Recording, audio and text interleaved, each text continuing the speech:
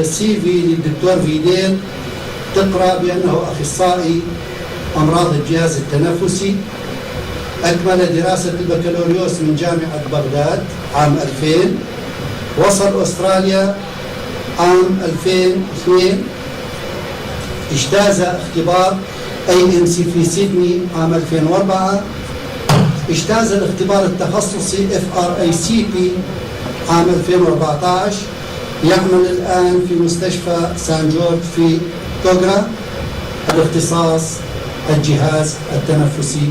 فليتفضل الدكتور فيديل مشكورا ينورنا في موضوع التدخين آتي. Thank you, Dr. for the introduction. صراحة الدكتور يعني هو حكى الشغلات اللي أنا راح أحكيها بصورة عامة. هذه الأريا بصراحة اللي أنا أريد أشوفها من المرضى يجون يشوفوني بالعيادة. هذه رئة نظيفة، ماكو بها أي دامج صاير من عندها من وراء التدخين، بس مشكلة it's not always the case. خلينا نتكلم شوية عن التدخين، شوية حقائق عن التدخين. هواية ناس تدخن، أكثر من مليون شخص بالعالم يدخن، which is تقريبا هو 2025 من العالم من population العالم يدخنون. أكثرهم هم رجال، بس النساء من يدخنون. تقريبا 800 مليون سموكرز هم رجال، بس النسوان من يدخنون. احنا بصراحة الريسنت داتا بينت انه النسبة مال النساء اللي يدخنون هم تزداد، ونسبة الرجال اللي يدخنون تقل.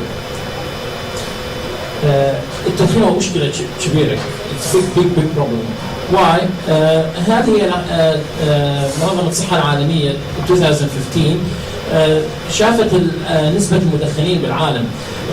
في بالجهة اليسرى هي النساء، والجهة اليمنى هي هم الرجال. تشوفون everybody smokes in the world. بس كل مناطق بالعالم تدخن أكثر من مناطق أخرى.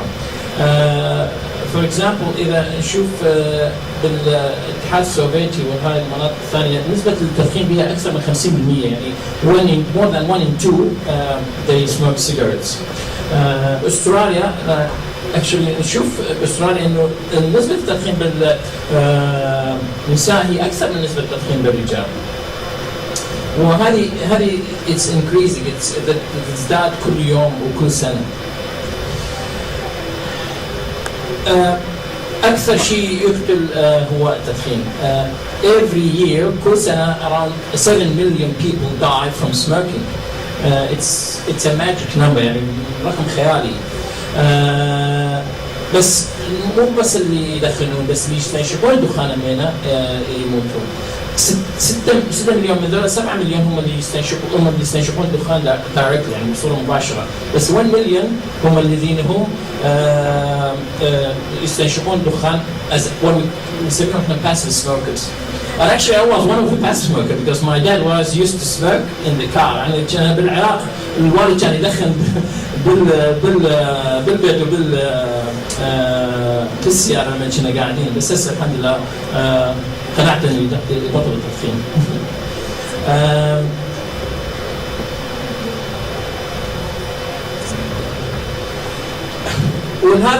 هذه الاحصائيات تزداد يوم بعد يوم. اذا هذا بالنمو اللي نشوف احنا من الناس اللي يدخنون واللي يموتون by the 2030 2030 another 8 million people will die. يعني 8 ملايين شخص راح يموت ب 2030. إذا واحد يبطل، إذا الواحد يدخن as an average بالمعدل 10 سنوات هو يعيش أقل من الإنسان اللي ما يدخن. التدخين عنده مضار كبيرة. There is no advantage of smoking. ماكو أي فائدة من التدخين، بس التدخين عنده مشاكل رهيبة. المشاكل اللي يعني راح اطلع عليها هي because I'm training in respiratory. راح اتكلم على سرطان الرئه، راح اتكلم على نسميها انسداد مزمن المسالك النفسيه او الانفيزيما والكرون برونكايتس، وشويه حاتطرق على الادمان والكاري فاسكولار ديزيز، امراض القلب والاوعيه الدمويه. سرطان الرئه. My biggest enemy in life هو سرطان الرئه because سرطان الرئه يسبب موت in few months. ويعتبر القائد الرئيسي للموت بالرجال. بالنساء after سرطان الثدي هو سرطان الرئه. So far 1.8 million patients، هذه احصائيه من 2012. تقريبا 2 مليون شخص مات من صار عنده سرطان الرئه. more than half of them ماتوا من سرطان الرئه. السبب الرئيسي لسرطان الرئه هو التدخين. 80 ل 90% من سرطانات الرئه are due to the smoking habit، يعني نتيجه التدخين. 10% can happen because of the hereditary، but even hereditary هو شغلات بالوراثه يصير عند بالجينز، في الطفرات الوراثيه بالجين تولد سرطان الرئه. بس even though هذه النسبه قليله الى 10%، عندهم فد history of light smoking، يعني ما يدخلون وايد، يدخلون سيجارتين باليوم بس. There is still يعني smoking still has its role. It's playing a role there. يعني they يساهم بالتوليد سرطان الرئه. This is a nice paragraph. I like it actually, and I show it to all my patients. هذا أشوف كل مرضى مالتي لما يجون، وأقول لهم الواحد يبدأ التدخين من عمره 15، which is the average of the time of start the smoking. اللي يبدون يدخنون هو عمره 15 ل 20 سنة، مثل ما يسموه عمر المراهقة. إذا بدأت تدخن من عمرك 15 ل 20 سنة، there is 50% chance لما يكون عمرك 70 سنة you're gonna have lung cancer. وهذا the سنوات تعتمد على السنوات وكم ايش قد تدخن. فاذا تدخن انت لمده 50 سنه الريسك مالتك انه يصير عندك سرطان الرئه هو اكبر من واحد يدخن سنه سنتين. واللي يدخن 20 سيجار باليوم الريسك مالته انه يصير عنده لانج كانسر اكثر من واحد يدخن سيجاره او سيجارتين. فسرطان الرئه هو بصراحه مرتبط بسنوات التدخين والكميه اللي يدخنها الواحد.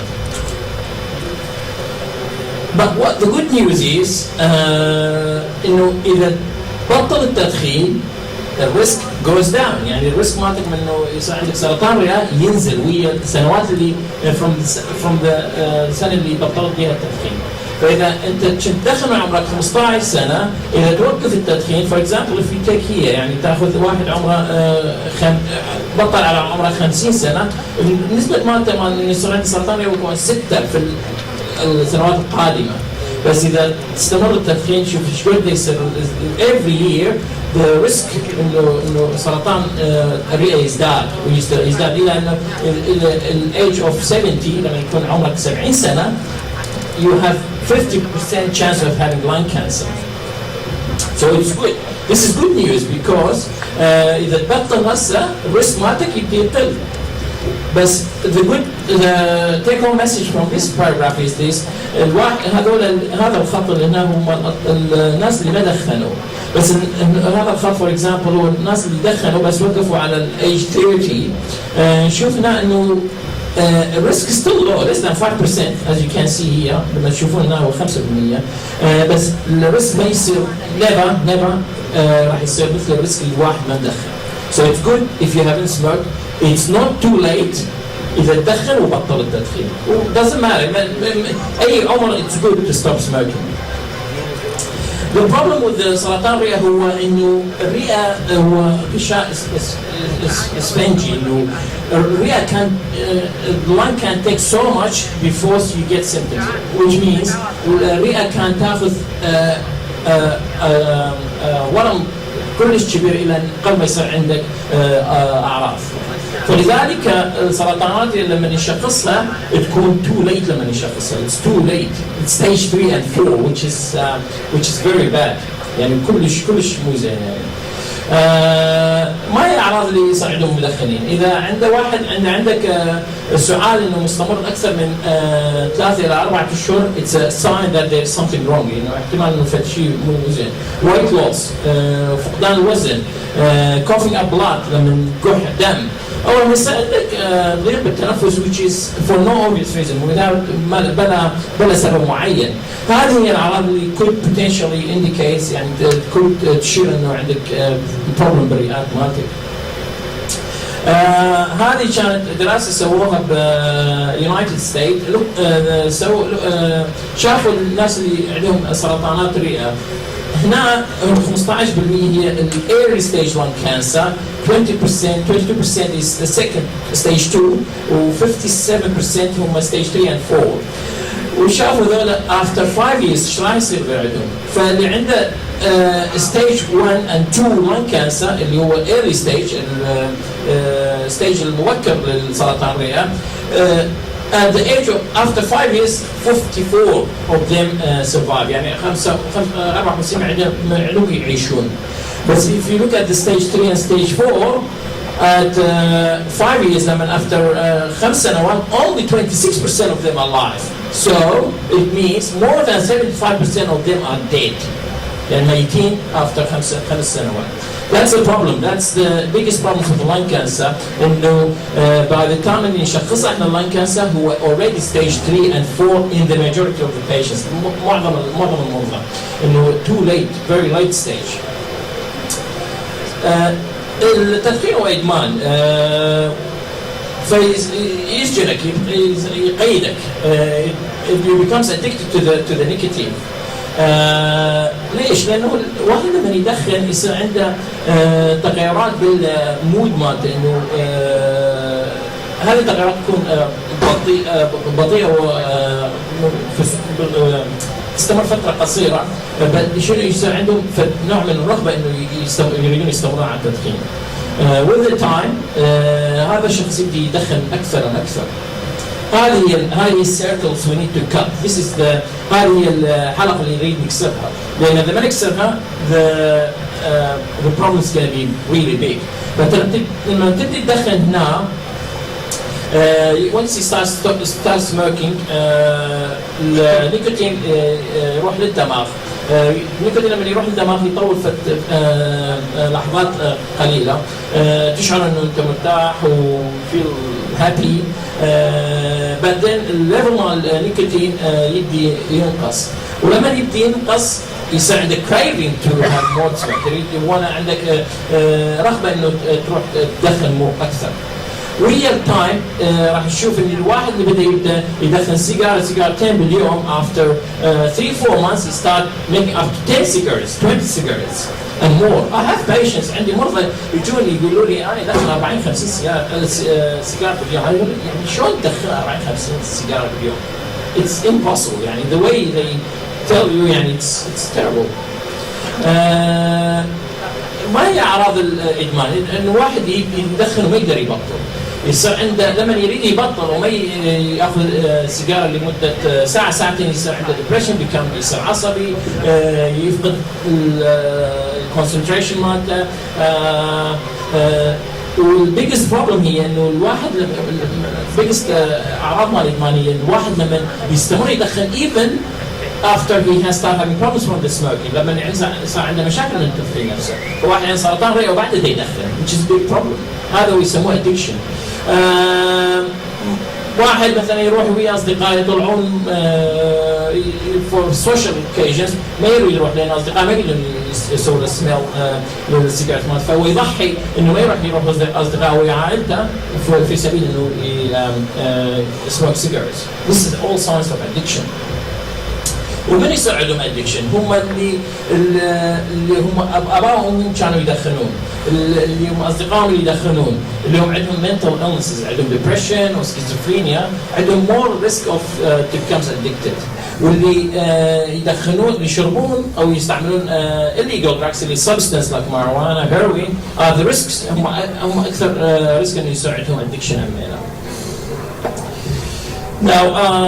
شوي احكي على الامراض الرئه مو سرطان بس اكو يسموه كرونيك اوبستراكتيف ايروي ديزيز او بولمونري ديزيز، هو مرض الانسداد الرئوي المزمن.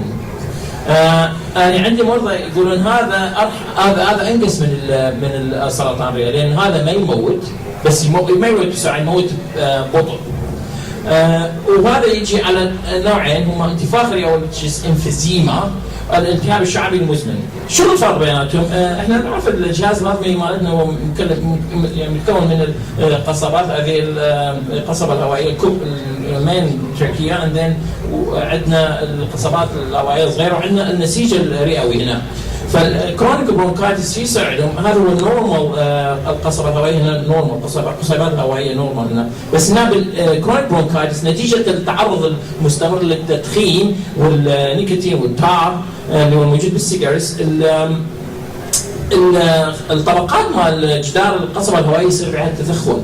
فانت تخيل انه هذا هو النورمال، هذا يسمح الاير يفوت بالرئات، وهذا ايش قد يصير عنده تضيق نتيجه الانتفاخ اللي يصير عنده بجدران القصبات الهوائيه، فهذا يمنع الاير من انه يفوت للرئات. الانفيزيما هي المشكله بالحويصلات الرئويه الصغيره، فهذه نورمال هيلثي الفيولاي يسموها احنا، وهذه يساعدها بيدامج. شوف هنا انه هنا فيري نايس الفيولاي، هنا يصير عندها ديستراكشن، صار بها دامج كلها، بحيث انه مرات لما نسوي لها سي تي سكان المريض big part of the lungs مالتهم، الرئات مالتهم كله صار مثل كيس نتيجه الدامج المستمر اللي يصير عندهم بالحويصلات الهوائيه. This is a nice picture of healthy lung. هذه healthy معدة سليمة، lung سليمة، هذه lung مال واحد مدخن. You can see the difference. يعني هذا احتمال طفل يقدر tell which one is normal, which one is abnormal. So this poor lung، اللنج الخطير اللي على متعرضة للدخان لمدة 30-40 سنة، you can see how big damage is. يعني النار كلها منتفخة، ماكو، كلها متروسة تار، كلها متروسة all the poison، السموم الموجودة بهاي القطعة القذرة السموك. Chronic obstructive airway disease, again the main reason for هو التدخين. اما باسفلي واكتفلي، يعني حتى اللي عندهم ما يدخنون بس يشوفون دخانهم ات ريسك ان يصير عندهم هذا المرض. اجين الاعراض هي مشابهه للاعراض مال السرطان، هو اكو شويه بها اختلاف. يصير عندهم lot of flame لما يسموها المخاطر، خاصه الصبح لما يقعدون، عندهم اصوات تطلع من التنفس نتيجه الضيق اللي تصير بالقصبات الهوائيه. اجين يصير عندهم ديسنيا او شعور بضيق تنفس، او تايتنس ان ذا تشيست، عندهم ضيق بالصدر. أنا عندي مرضى يجون ما يقدرون من from the waiting room للروم، they get very short breath, they can't finish by the time، يعني يفوتون يقعدون على الكرسي يراد لهم 10 دقائق عن ما يقدرون يحكون، لأنه عندهم very bad shortness of breath. العلاج مالته هو احنا نسوي اكسرسايز، عندنا بروجرامز most of the hospitals في سيدني عندهم what يسميهم pulmonary rehabilitation program، نسوي اكسرسايز regularly. Quit smoking, very important. This is the best thing to make your lungs. هذا الشيء اللي تقدر تخدم به الرئات مالتك، انه تسوي quit smoking. وزن مالتك لازم تسوي له watch. watch your food، يجعل نظامك الغذائي متوازن. انا بصراحه المرضى مال COPD انهم انا افضل عندهم يكون عندهم شويه overweight rather than underweight، لانه having COPD نفسه هو يسوي significant weight loss، يسوي نقص بالوزن. عندنا انهيلرز اللي هو البخاخات اللي نستعملها، بس هذه الانهيلرز اللي نستعملها ماكو اي ما تطول العمر، بس تخلي السيمبتومز يعني الاعراض تسويها خفيفه. ننصح المرضى عندهم chronic obstructive airway disease يسوون flu vaccine. I think most of the people now they having flu vaccine. كل اي واحد عمره اكثر من 65 سنه لازم ياخذ yearly flu vaccine كل سنه، وننصح لقاح واحد مال نيمونيا اللي هو ذات الرئه، لقاح واحد خلال العمر كله. بس الشيء الوحيد اللي يخدم الرئه والشيء الوحيد اللي يخليك تعيش اطول هو توقف عن التدخين. الباثوي اللي نسويه احنا لما يجونا المرضى انه اللي يصير عندهم هذه الاعراض اللي احنا ذكرناها وي ادفايز ذم يعني يروحون يشوفون الجي بي مالتهم اللوكال ميديكال اوفيسر اللي هو طبيب العائله، وطبيب العائله احتمال يسوي شويه انفستيجيشنز يعني يسوي تشيست اكس راي، يسوي اشعه للصدر وشويه تحاليل دم، بس بعدين يجون يشوفون احنا واحنا نسوي سي تي سكانز للرئات اذا اذا عندهم شيء، او نسويهم فورمال بولمونري فانكشن تيست هو فحص لوظائف الرئه. هي complications مال هذه chronic obstructive airway disease emphysema هي heart failure، وهذا هو السبب الرئيسي للموت. أنا بصراحة عندي مرضى يعني كان recognize their name when they come to the hospital، يعني لأنهم دائما موجودين بالمستشفى، دائما عندهم مشاكل بالضغط، بس هذه مو حياة يعني واحد يفوت المستشفى كل أسبوعين ثلاثة نتيجة ما يقدر يتنفس. It's terrible. It's even worse than having cancer. There is risk of lung cancer. وعندهم يعني terrible life، يعني عندهم poor life quality due to the shortness of breath. عندهم نتيجة إنه ما يقدر يمشي، إنه عندك بالتنفس حياته كلش يعني مزري. How we quit smoking. إذا تبطل تدخين تقلل احتمالية الموت من lung and heart disease. لما تفكر ان توقف التدخين it's hard on you to do it by yourself بوحدك، لذلك لازم يكون عندك support. هذا السبورت يجي من الكونسلنج، و all the Australian states have quit lines. This is the New South Wales quit line. Call them يعني خابرهم. They will give you a good advice.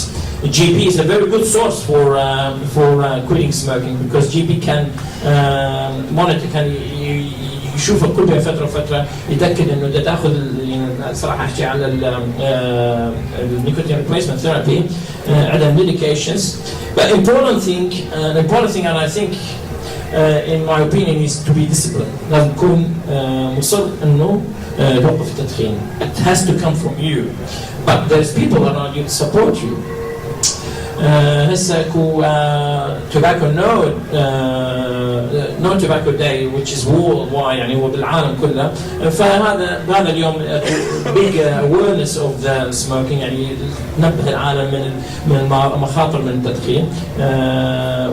We hope one day we get to day where there is no smoking in the world. I think that's going to be impossible, but we have to try. هي هذه الادويه اللي نستعملها على التعوض عن التدخين. عندنا نيكوتين ريبليسمنت ثيرابي. ذا ادفانتج انا بصراحه لما المرضى يجون يقولون انا دكتور استعملت النيكوتين باتش ما فادتني. والنيكوتين باتش باي itself is not going to help. لازم تستعمل because of the craving نتيجة الرغبة بالتدخين بين فترة وفترة لازم تستعمل combined therapy which means لازم تستعمل nicotine patch، بس لما يصير عندك craving for smoking you have to use something extra on the top. لازم تستعمل شيء ثاني اللي هو الجم اللي هو العرج أو هو اللوزنجز أو it's inhalers. هذا لما يصير عندك craving. So you have يعني المريض لازم يستعمل اثنيناتهم، مو يستعمل واحدة نيكوتين لونجج واحدة أو لازم عندك باتش اللي تخليه على الجلد، ولما خلال الوقت during the daytime لما يصير عندك craving with smoking you have to use the lozenges or the gum. Otherwise the chance of this is not going to be very successful. ما يعني احتمال تبطله بس زي الاحتمالية انك تبطله إذا تستعملهم اثنيناتهم سويا. Champix, it's an excellent drug actually, and I got my dad يعني الوالد يعني بصراحة خليته يبطل التدخين من هذا الدراج هو Champix. هو كورس يجي هي حبايبي تجي لمدة 12 week وit's all government funded يعني الجفرمنت تدفع لهذه. You don't even pay for the money that the government is so good that they actually save health and money for you. Very very good drug. The Champix I like it because هواي منظماتي إنه بطل التدخين هو الشامبكس. مشكلة الشامبكس الواحد عنده mental health problems like depression شوية يكون حذرين من عنده، بس otherwise هو it's very good drug. And Zyban و other drugs actually we use it. Again ويا هذا medication شوية اللي عندهم أمراض depression شوية يكون a bit more cautious يعني يكون نستعمله بحذر.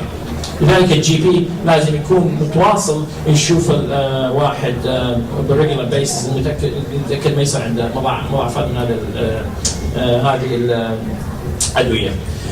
احسن النتائج اللي شفناها نتيجه ترك التدخين هو لما تستعمل ادويه ويساعد counseling. Counseling means talk to somebody, talk to your GP, talk to the quit line, talk to your family, talk to somebody who stopped smoking. واحد بطل تدخين قبل. Always good reinforcement of of the bad habit of smoking. It's a bad habit. It's really bad habit. أمراض الشرايين التاجية اللي هي coronary artery disease. This is I don't think I need to talk about this لأنه هذه يعني everybody knows about this. أمراض القلب كلها هواية باللي يدخنون. إذا واحد يدخن سيجارة واحدة باليوم عنده 50% risk of having coronary artery disease، يعني تصلب الشرايين القلبية. واللي we lost so many lives from sudden cardiac death، موت القلب المفاجئ اللي صار نتيجة انسداد كامل لأحد الشرايين الكبرى من القلب نتيجة اللي يموت. كان يصير إذا ما كنت لا تسوي لك انجينا اللي هو الذبحة الصدرية أو يسوي لك هارت اتاك. هذه هي الشرايين مال واحد ما مدخن، وهذه الشرايين مال واحد مدخن. Again you can see هي complete almost complete blockage، يعني almost مسدود الشرايين مال واحد يدخن الواحد ما يدخن. فوين يروح الدم؟ ماكو. There is no way the blood goes into the heart. ماكو. There is no way. So it gets chest pain. يصير عندهم أوجاع الصدر، يصير عندهم ذبحة قلبية، ذبحة صدرية، يصير عندهم death can happen from this. These are the things يعني بصراحة اللي يعني أنصح لأي واحد be disciplined. Set a day for smoking. I'm gonna stop smoking on this day. That's it. Done. And I believe everybody can do it. أي واحد يقدر يسويها. It's hard on you, but that's why you need to seek help. ذلك always ابحث عن مساعدة. مساعدة تجي من الجي بي، من عائلتك، من السبيشالست مالتك. Don't give up. Because if you I know هواي مرضى يجون يعني صراحة يقولون أنا دكتور حولت ما أقدر. So he went back to my job. Don't give up. Try again. 3, 4. The longer, the more you try, the more likely you're going to succeed. And you will get there. You will be smoke free. Exercise is very good. And think about your loved one. يعني مرضى عمرهم 40 50 سنة يقول لهم how many kids do you have? How many؟ يقول لهم عندي 10 15 year boy or girl. What do you think? If you smoke ما يصير عندك وقت إنه تشوف يعني تتزوج تشوف أحفادك. There are more important things in life than smoking. Get out of this chain. يعني اكسر هذا القيد مال smoking. This is a beautiful family with 2 kids. You can see here. You can enjoy your life with your family. But what does smoke do? Will stop you from this. It's not too late. You can see this is a very meaningful picture actually. If you look at this one, so even if you smoke, if you get to this zone, if you have the other zone, you're safe. You can reduce the risk of dying and falling into the hell of death of the smoking. So run and save your life. It's not late. Thank you. شكرا جزيلا للدكتور فيديل على هذه المحاضرة العلمية الطبية القيمة. هناك بعض المدخنين يقومون بالتدخين لمدة 30 أو 40 عاما دون أن يصابوا بأي مشاكل، وهناك مدخن آخر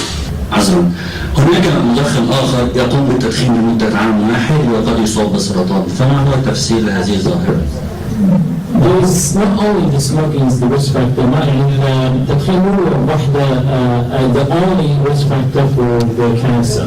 As everyone knows, يعني hereditary, which is جينات تلعب دور كبير بالكانسر.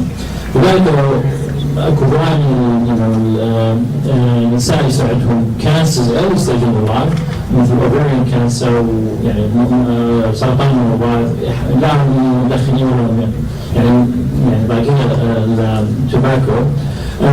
But overall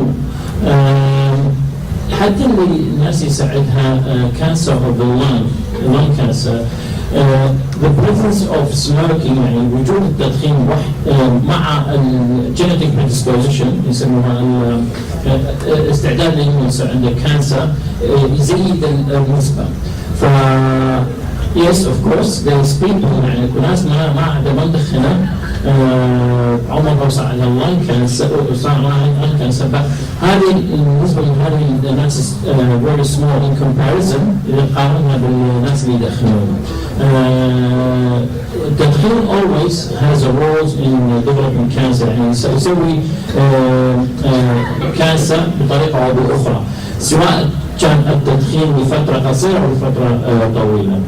فاكو هذا ريسك فاكتورز، اكو هذا عوامل اللي تساعد تصير كانسر في اي بارت اوف ذا بودي.